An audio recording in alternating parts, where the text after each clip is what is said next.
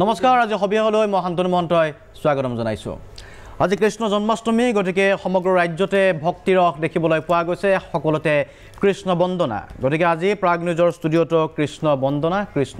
বন্দনা ভক্তি ৰস আপোনালোকে দেখা পাব আজি আমাৰ মাজত এনেকুৱা এগৰাকী ব্যক্তি আছে যি পৰিচিত ইতিমধ্যে সকলোৱে জানে দীপক শৰ্মা আমাৰ লগত আছে আন্তঃৰাষ্ট্ৰীয় খ্যাতি সম্পন্ন বাঁহীবাদক দীপক শৰ্মা এইভাবেও আজি আমাৰ মাজত আছে যে এই যেটো কৃষ্ণ বন্দনা কৃষ্ণৰ ৰস দীপক শৰ্মাই দেশে বিদেশে বাঁহীবাদনৰ মাজেৰে কৃষ্ণ বন্দনাৰো প্ৰচাৰ চলাইছিল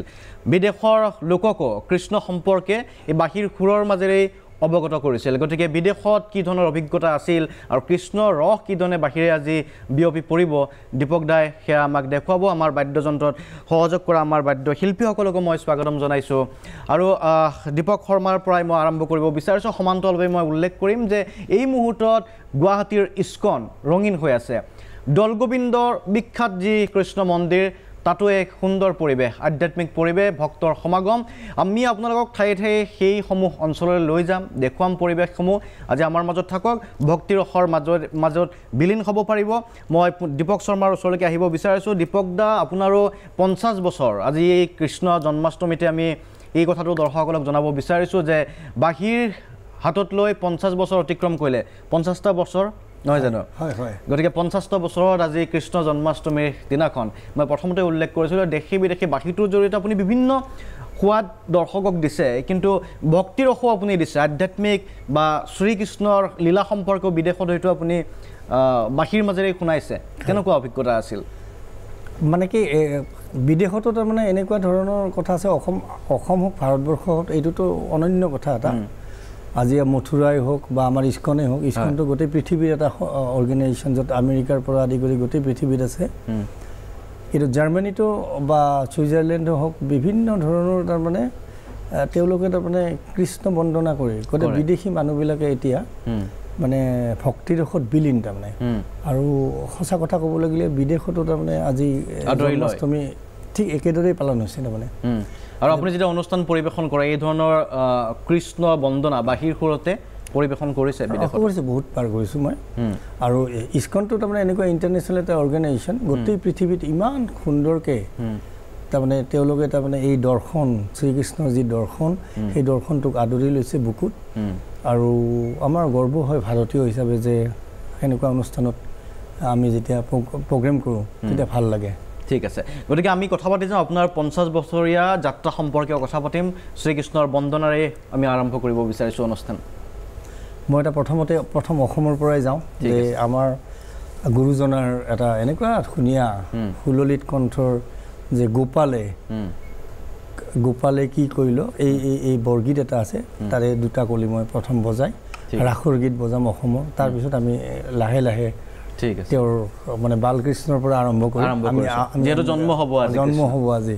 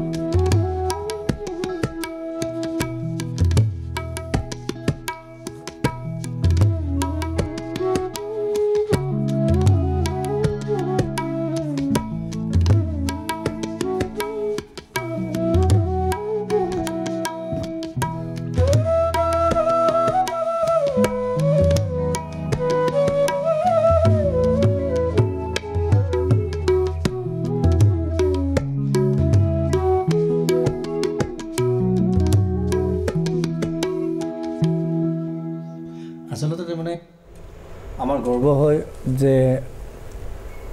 মহাপুৰুষ শংকৰদেৱে শ্ৰীকৃষ্ণৰ ওপৰত অংকীয়া নাটৰ পৰা আদি কৰিতো এইবিলাক আছে, কিন্তু আমাৰ কৃষ্ণ ভক্তি কৃষ্ণৰ ওপৰত যিখিনি কাম তেখেতে আমাক দি গৈছে, যিখিনি অৱদান দি গৈছে, এইটো অতুলনীয়। আৰু ভাৰতবৰ্ষত এনেকুৱা এজন মহাপুৰুষ নাই, কোনো মহাপুৰুষে নাই যে এই গুৰুজনাই যিখিনি শ্ৰীকৃষ্ণৰ ওপৰত যিখিনি কৰি থৈ গৈছে, বৰগীত, নাট, কিবা কিবি গোটেইখিনি একদম সম্পূৰ্ণ এটা মানে কথা আৰু। হয়, গতিকে আৰম্ভণিটো হৈছে। মই পুনৰ দীপক দাৰ ওচৰলৈকে আহিম যে কৃষ্ণ জন্মৰ পৰা ৰাসলীলালৈকে আজি সম্পূৰ্ণৰূপে বাঁহীৰ ঘৰত আপোনালোকে উপলব্ধি কৰিব পাৰিব। আমি পৰিৱেশৰ কথা কৈছিলোঁ, এবাৰ যদি সম্ভৱ হয় এই মুহূৰ্তত ইস্কনলৈকে যাব বিচাৰিছোঁ। ইস্কনৰ দৃশ্যটো আমি দেখুৱাইছোঁ, ইস্কনৰ পৰিৱেশ আপোনালোকে চাই লওক। এই মুহূৰ্তত দীপক শৰ্মায়ো কৈছে ইতিমধ্যে দীপক দাই যে ইস্কনত আচলতে কেৱল গুৱাহাটী বুলিয়ে নহয়, আন্তঃৰাষ্ট্ৰীয় এটা সংস্থা। গতিকে কৃষ্ণ বন্দনাক আদৰি লৈছে, শ্ৰীকৃষ্ণক আদৰি লৈছে আন্তঃৰাষ্ট্ৰীয় পৰ্যায়তো, দেশ বিদেশত আদৰি লৈছে, কৃষ্ণ দৰ্শন আদৰি লৈছে। আৰু ইস্কনৰ দৃশ্য এই মুহূৰ্তত আমি আপোনালোকক দেখুৱাই আছোঁ।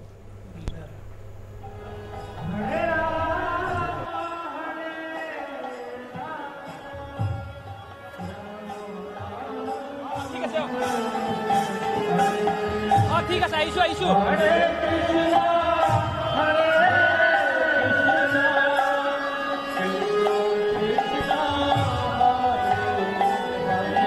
কি অনুষ্ঠান চলি আছে এতিয়া? ভক্তগণৰ প্ৰৱেশ ঘটিছে ইস্কনতো।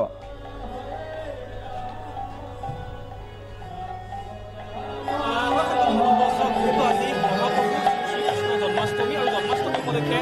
সমগ্ৰ ৰাজ্যৰ লগতে গুৱাহাটী সম্পূৰ্ণ আকাশগত আধ্যাত্মিক ৰথত পোৱা গৈছে। ভক্তগণৰ মাজত বিশেষ বৰ্তমান সময়ত আমি ইস্কন মন্দিৰত উপস্থিত আছোঁ আৰু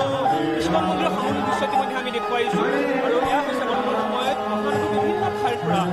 আচলতে এক আধ্যাত্মিক পৰিৱেশত পৰ্যন্ত ইয়ালৈ আহিছে। মই প্ৰভুৰ ওচৰলৈ আহিছোঁ। প্ৰভু क्या कहना चाहेंगे इस बार कैसे आयोजन किया है आप लोग? आप मैं समझा जी आप पूछा मेरे। इस बार कैसा आयोजन किया है आप लोग? बहुत अच्छा है आयोजन, बहुत बढ़िया आयोजन हुआ, सब सालों से अच्छा है। 3 साल से हुआ नहीं प्रोग्राम, इस बार बहुत बढ़िया प्रोग्राम हुआ है और बहुत अच्छा प्रोग्राम है। बहुत ज्यादा भीड़ है इस बार। भक्तगण बाहर से भी आए हैं, भक्तगण यहाँ में? हाँ, बहुत बात है। हाँ, गुवाहाटी से बाहर का बहुत भक्त है। हाँ আৰু আছিলে মহাপ্ৰভুৰ ভাইচোন আছিলে। মই আৰু দৃশ্য দেখুৱাই মোৰ সন্মুখত দেখিবলৈ পাইছে এতিয়া হৰি নামেৰে এতিয়া মুখৰিত সমগ্ৰ ইস্কন মন্দিৰৰ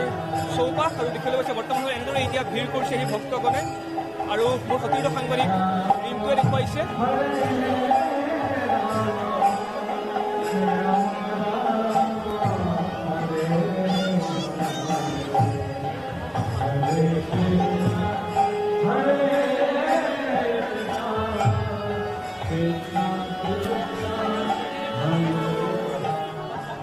এই দৃশ্য আপোনালোকে দেখা পাইছে এতিয়া যে ইস্কন মন্দিৰত এই ধৰণে ভক্তৰ ভিৰ। আচলতে কৈছে যে 3 বছৰৰ পাছত এই জন্মাষ্টমীৰ আয়োজন কৰা হৈছে ইস্কন মন্দিৰত। বিগত 3টা বছৰে কোভিড পৰিস্থিতিৰ বাবে জনসমাগম নাছিল, অনুষ্ঠান অনুষ্ঠিত হোৱা নাছিল, জন্মাষ্টমী এই ধৰণে আয়োজন কৰিব পৰা হোৱা নাছিল। কিন্তু এইবাৰ যিহেতু কোনো ধৰণৰ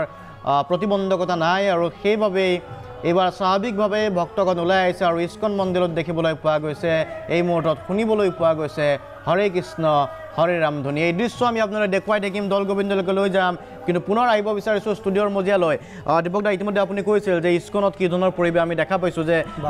2 বছৰ 3 বছৰ পাছত পুনৰ আয়োজন কৰা হৈছে। গতিকে এইবাৰ ইস্কন মন্দিৰত ভক্তৰ ভিৰ দেখিছোঁ আমি, যথেষ্ট ভক্ত আহিছে। গতিকে আমি দৌল গোবিন্দৰ দৃশ্য দেখুৱাম, ইস্কনৰ দৃশ্য দেখুৱাইছোঁ। পুনৰ মই আপোনাৰ ওচৰলৈকে আহিব বিচাৰিছোঁ। 50টা বছৰ আপুনি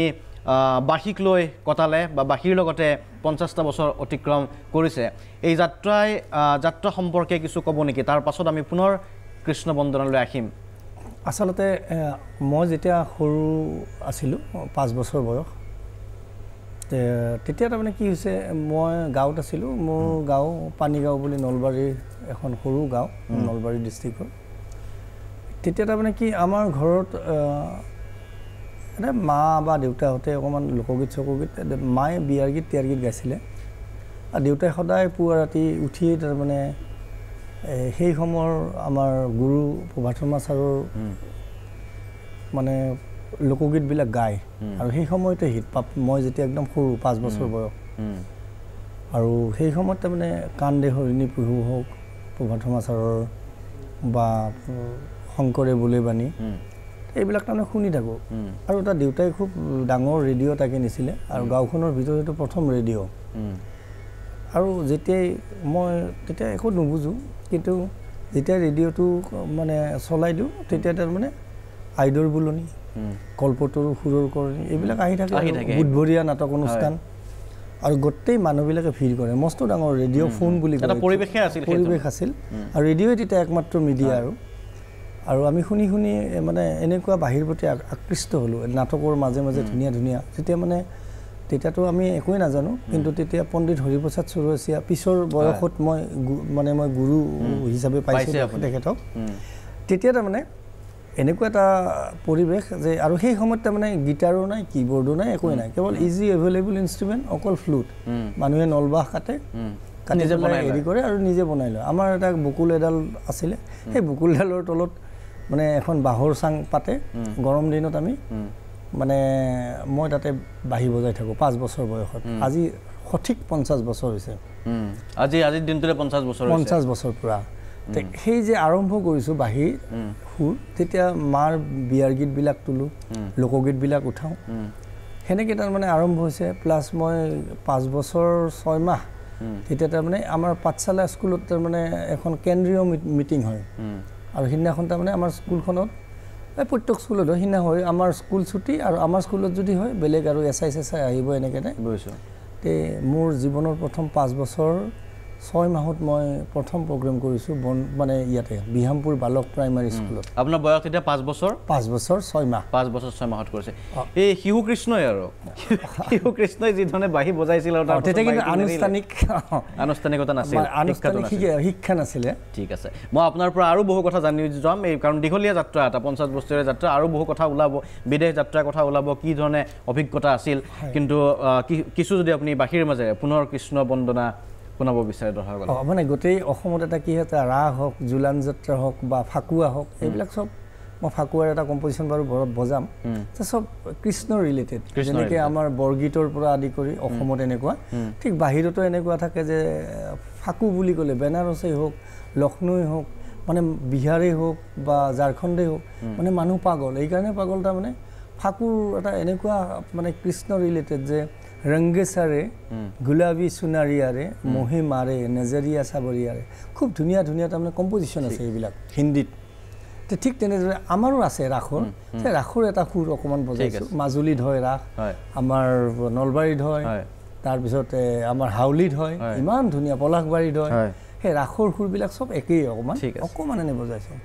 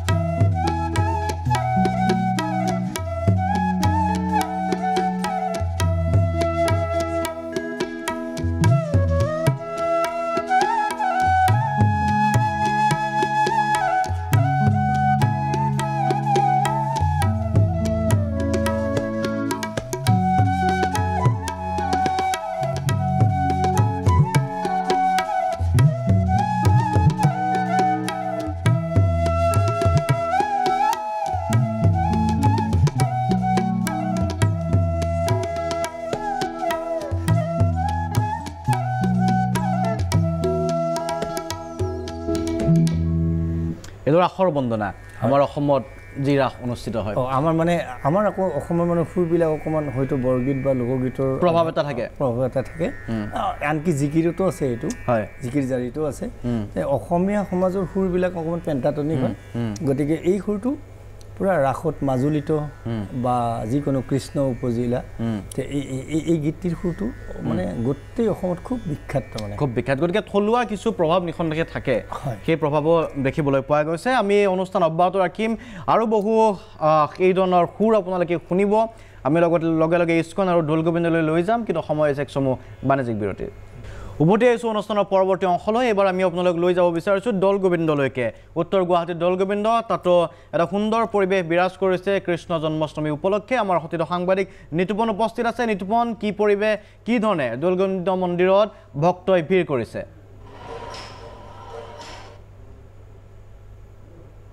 শান্তনু মহন্ত এই মুহূৰ্তত মই যেহেতু উত্তৰ গুৱাহাটী ঐতিহ্যমণ্ডিত মহাপ্ৰভু দৌল গোবিন্দ মন্দিৰত উপস্থিত আছোঁ দৌল গোবিন্দ মন্দিৰৰ বাকৰিও কৃষ্ণ বন্দনাৰে মুখৰিত হৈ পৰিছে মই সামগ্ৰিকভাৱে পৰিৱেশটো প্ৰাগ নিউজৰ দৰ্শকসকলক ভিডিঅ' জাৰ্নেলিষ্ট বিশ্বজিৎ শইকীয়াক দেখুৱাবলৈ অনুৰোধ জনাইছোঁ বৰ্তমান সময়ত দৌল গোবিন্দ মন্দিৰত 18টাকৈ ঘটত পূজা চলি আছে পূজাৰীয়ে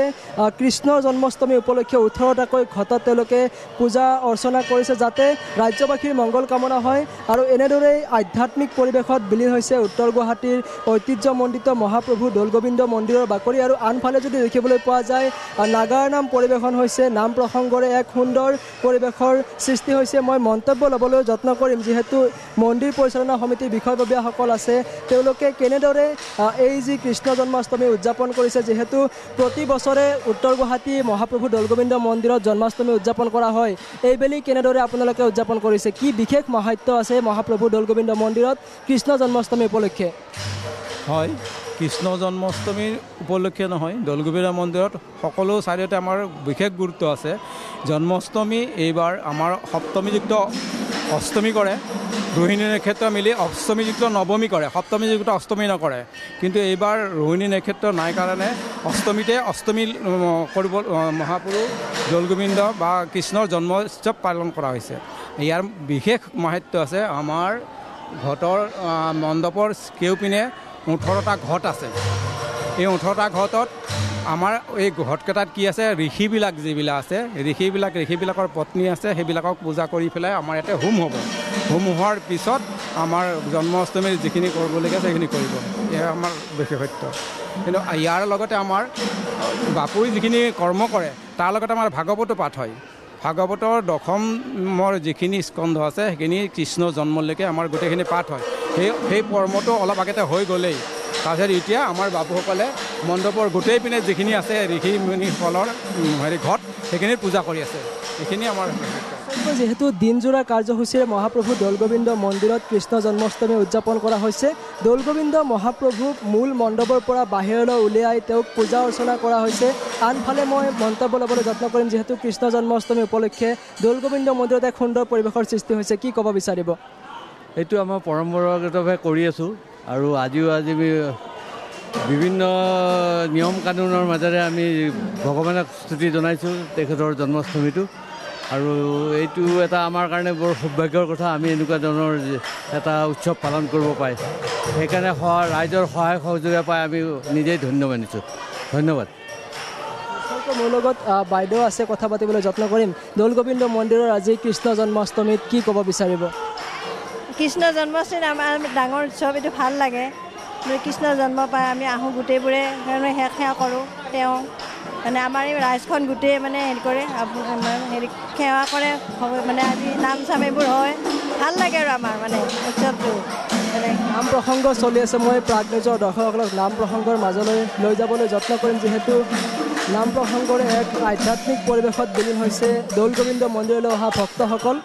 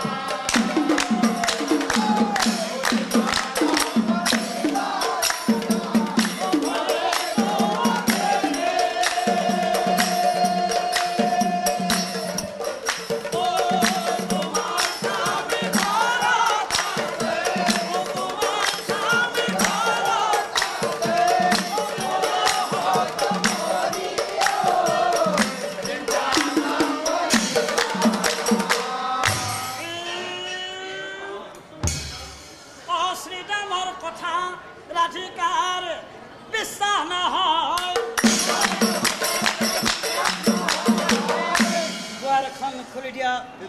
দুৱাৰখন খুলি দিয়া শ্ৰীৰাম দুৱাৰখন খুলি দিয়া শ্ৰীৰাম ভিতৰত কোন সময় আছে ভিতৰত কোন সময় আছে আৰু লগে লগে দুৱাৰ ঠেলি ৰাধিকা গৃহে সোমাই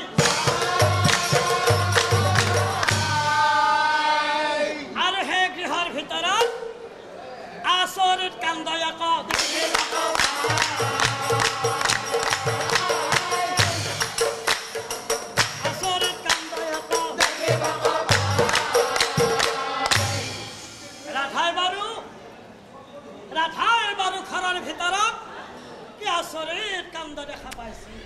এয়া আছিলে উত্তৰ গুৱাহাটীৰ দৌলগোবিন্দ মন্দিৰৰ দৃশ্য এফালে ইস্কন মন্দিৰৰ দৃশ্য আপোনালোকে দেখা পাইছে পৰিৱেশ আনফালে দেখুৱাই আছোঁ আমি দৌলগোবিন্দ মন্দিৰত নাগাৰ নাম পৰিৱেশন কৰিছে আমি পুনৰ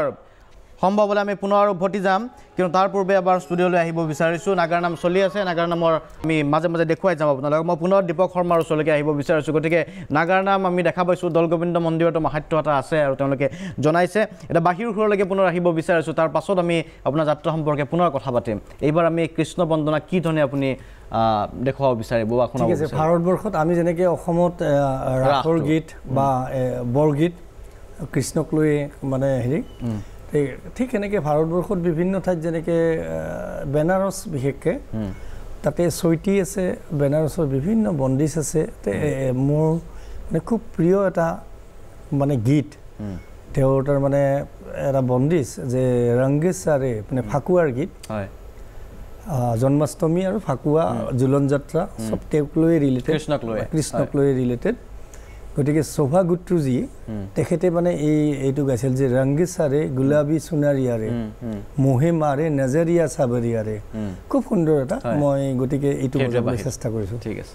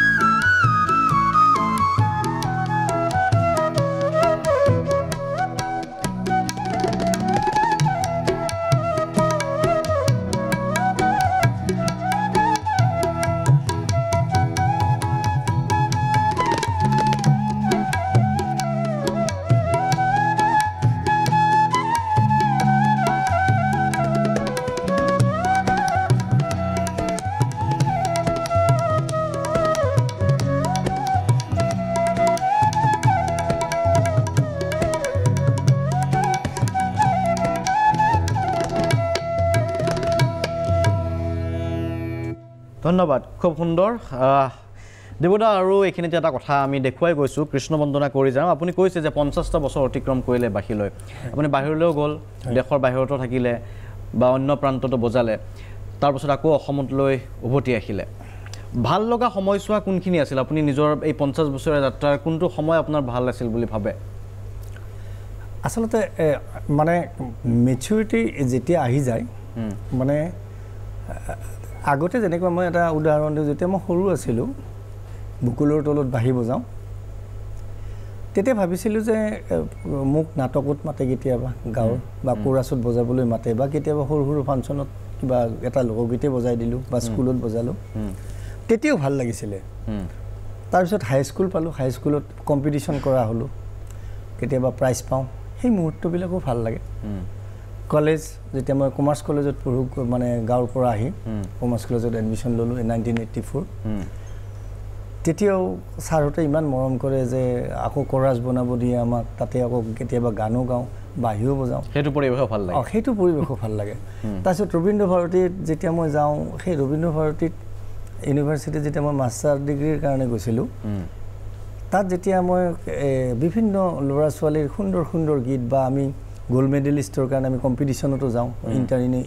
ইউনিভাৰ্চিটি ৰবীন্দ্ৰ ভাৰতীৰ পৰা, য'ত আমি গুৱাহাটীৰ বহুত মানে ষ্টুডেণ্টকো লগ পাওঁ, তাতে তেওঁলোকে স্কিট লৈ অমুক লৈ তমুক লৈও যায়, তো সেইবিলাকো ভাল লাগে।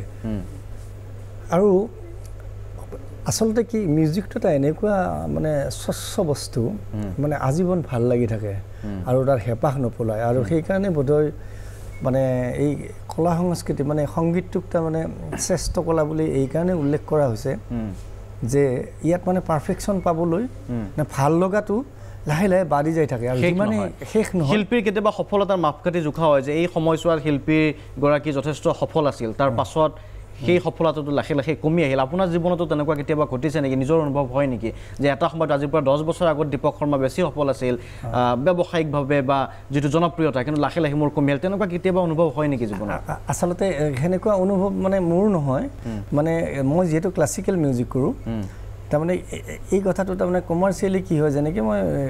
2000ৰ পৰা আপ টু 2016লৈ মই বিদেশত বা বিভিন্ন ধৰণৰ বেণ্ড অফ ব্ৰাদাৰ্ছ লৈ মই মানে কয় যে সফল ব্যক্তি বুলি কয়, বা বিভিন্ন ধৰণৰ অনুষ্ঠানত মই যোগদান কৰিছোঁ আৰু ভাল লাগে। কিন্তু মই আকৌ ভাবোঁ যে, বা বিদেশতো মই বহুতবাৰ গৈছোঁ, 42 বাৰ গৈছোঁ মই, তো সেই সময়খিনিতে তাৰ মাজে মাজে 6 মাহ থাকোঁ বা 3 মাহৰ মূৰে মূৰে যাওঁ, তেতিয়া ভাল লাগে। কিন্তু কথাটো হৈছে কি, একজন মানুহ সফল হ'বলৈ মানে কথা এটা থাকে, যেনেকুৱা এটা ট্ৰেইন থাকে, এটা মানে চব কথাৰে, যে আজি ৰেডিঅ'টোৰ জনপ্ৰিয়তা কমিছে, বাতৰি কাকতখন হয়তো কমিছে, মানে প্ৰিণ্ট মিডিয়া, বা আজি মানে হয়তো আমাৰ ইলেক্ট্ৰনিক্স মিডিয়াৰ এটা প্ৰভাৱ আছে, বা এতিয়া আজি সময় থাকে বুলি সময় থাকে, ঠিক মিউজিকৰ এটা সময় থাকে। আপুনি যেতিয়া বিদেশত পৰিৱেশন কৰি আছিল, সেই সময়ছোৱা এটা অলপ বেলেগ ধৰণৰ এটা সময় আছিল বুলি ভাবে? মই ভাবোঁ যে সেই সময়ত তাৰমানে কি, অলপ য়ঙো আছিলোঁ আৰু হেৰিও আছিল, আৰু লাহে লাহে মানুহৰ কি হয়, এটা বয়সৰ পিছত লাহে লাহে কিছুমান চিন্তাধাৰাৰ লেভেলটো বা কিবা কিবি অকণমান বেলেগ হৈ যায়, আৰু ইউথ কালটোত অলপ বেলেগ থাকে, গতিকে সেই সময়টো নিশ্চয় ভাল লাগে মোৰ। ঠিক আছে, মই আহিম পুনৰ আপোনাৰ ওচৰলৈকে, আৰু বহু কথা পাতিবলগীয়া আছে, আৰু কৃষ্ণ বন্দনাও বাকী আছে, সময় হৈছে আন এক সমূহ বাণিজ্যিক বিৰতি। উভতি আহিছোঁ অনুষ্ঠানৰ পৰৱৰ্তী অংশলৈ। গতিকে আজি জন্মাষ্টমী, শ্ৰীকৃষ্ণ জন্মৰ পাছত আৰু পৰৱৰ্তী সময়ত বাঁহীক সাৰথি কৰিও কৃষ্ণৰ যি যাত্ৰা আছিল, সেই যাত্ৰাও আমি আজি লৈ আহিছোঁ। দীপক শৰ্মাক সেইধৰণে বাঁহী বাদনৰ জৰিয়তে আমি জন্মাষ্টমীত কৃষ্ণৰ বন্দনা বা কৃষ্ণৰ ৰূপৰ আমি চৰ্চা অব্যাহত ৰাখিছোঁ। মই দীপকদাৰ ওচৰলৈকে আহিম, তাৰ পূৰ্বে আমালৈ এটা ভিডিঅ' প্ৰেৰণ কৰিছে কৃষ্ণ জন্মাষ্টমী উপলক্ষে মাধুৰী গগৈ। ভিডিঅ'টো কিছু আমি চাই ল'ব বিচাৰিছোঁ।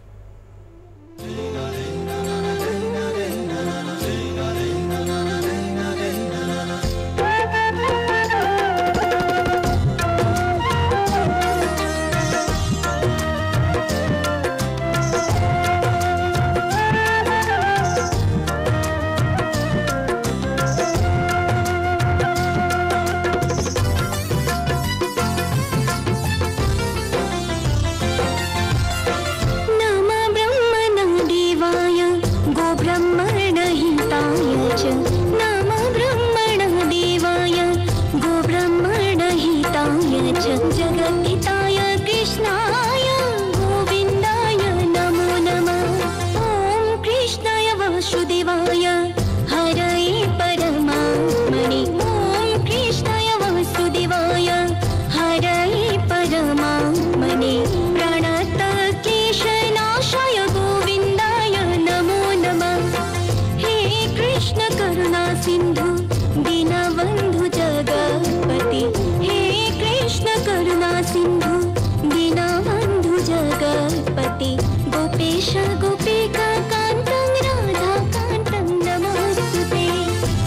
गोपेश गोपिका कान्तं राधा कान्तं नमोऽस्तुते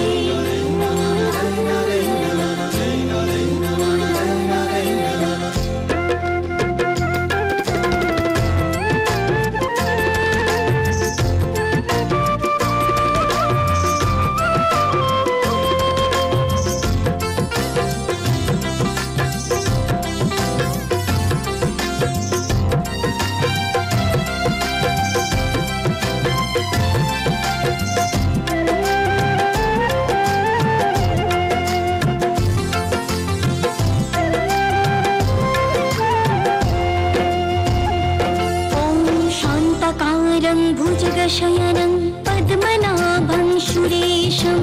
विश्वधारं गगनसदृशं मेघवर्णं शुभाङ्गम्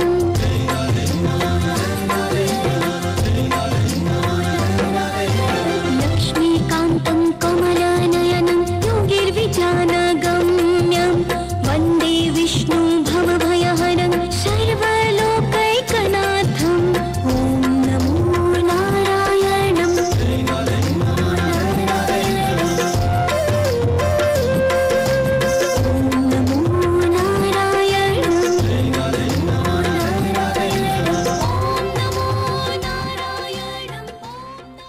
গতিকে জন্মাষ্টমী উপলক্ষে মাধুৰীগড় এটা গীত আছিল মই পুনৰ দীপক দাৰ ওচৰলৈকে আহিছোঁ দীপক দা এই যিটো আধ্যাত্মিক ধাৰা আজি আমি যদি কৃষ্ণৰ কথা কওঁ বা অন্য যিবোৰ আধ্যাত্মিক গীত সেই গীতসমূহ কিন্তু বলিউডতো স্থান পাইছে অৰ্থাৎ আধ্যাত্মিকতাও বাণিজ্যিকৰণ হৈছে বলিউডত যিধৰণে বাণিজ্যিক কাৰণ আমি বলিউডৰ ইণ্ডাষ্ট্ৰি বুলি কওঁ সেই উদ্যোগত স্থান পাইছে কি ধৰণে বাণিজ্যিকৰণ কৰা হ'ল বা দৰ্শকে কি ধৰণে আদৰি ল'লে আসলে ইমান সুন্দৰ সুন্দৰ কম্পোজিশ্যন আছে বা ৰাজ কাপুৰ চাহাবৰ এখন চিনেমা সত্যম শিৱম সুন্দৰম হওক বা সামতৰী বাংচি কি সুন্দৰ গীত বা বৰি নটি খট মানে এইখন বোধহয় হেৰি আছিল কাশ্মীৰ কি কলি নে কি কিবা এটা এখন চিনেমাৰ গীত মই পাহৰিলোঁ তাতে বলিউডত তাৰমানে ইমান সুন্দৰ তাৰমানে এই শ্ৰীকৃষ্ণক লৈ মানে ধুনীয়া ধুনীয়া কম্পোজিশ্যন আছে তাৰে এটা কম্পোজিশ্যন মই বজাবলৈ প্ৰয়াস কৰোঁ নেকি ঠিক আছে আৰু যিহেতু বলিউডৰ লগত মই ওতঃপ্ৰোতভাৱে এটা জড়িত আছিলোঁ 8 বছৰ গতিকে তাৰে এটা মই গীত বজাই দিছোঁ ঠিক আছে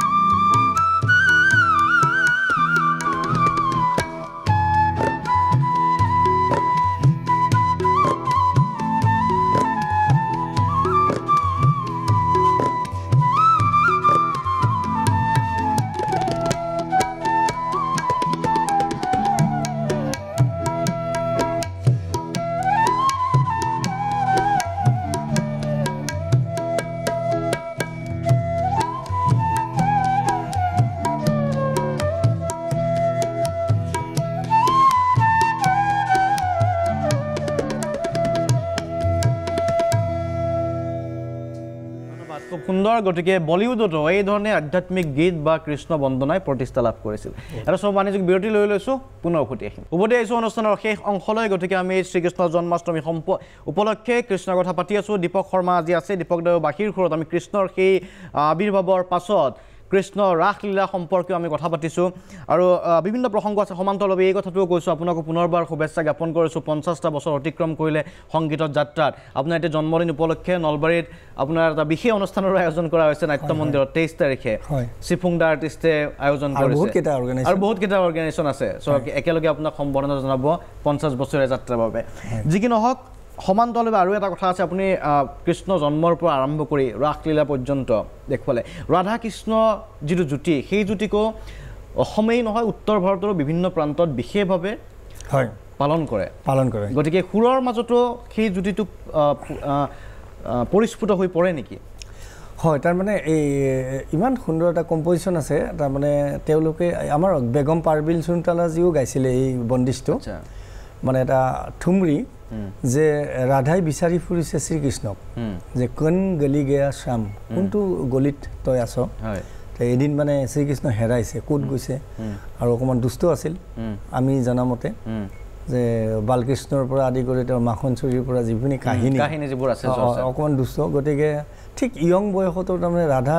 ৰাধাটো তেওঁৰ এটা আধ্যাত্মিক এটা মানে প্ৰতীক গতিকে তথাপি মানে শ্ৰীকৃষ্ণৰ সংগ বিচাৰে আৰু তাৰ ওপৰত বৰ ধুনীয়া এটা কম্পজিশ্যন আছে আৰু ৰাধাই বিচাৰি ফুৰিছে যে কন গলিগে আছাম খাম্বাজৰ ওপৰত মই বজাবলৈ চেষ্টা কৰিছোঁ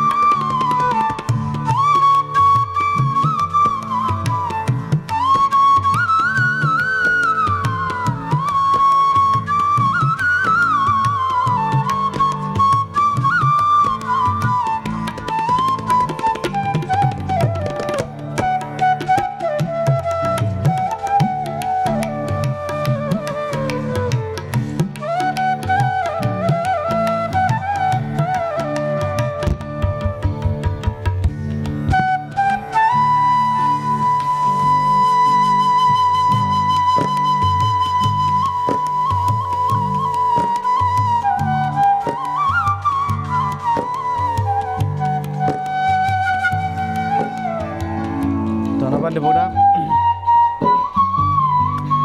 ধন্যবাদ খুব সুন্দৰ ইতিমধ্যে এই বাঁহীৰ সুৰ শুনিছে আপোনালোকে যে ৰাধাই বিচাৰি গৈছিলে কানাইক যে কানাই ক'ত লুকাই পৰিছিল আৰু ইতিমধ্যে খুব সুন্দৰকৈ আপুনি দিছে যে এই ধৰণৰ যি ঘটনা পৰিঘটনা শ্ৰীকৃষ্ণক লৈ মেলি ভগৱান শ্ৰীকৃষ্ণক লৈ মেলি যি ধৰণৰ চৰ্চা আছে আৰু সেই চৰ্চাই সুৰৰ আকাৰত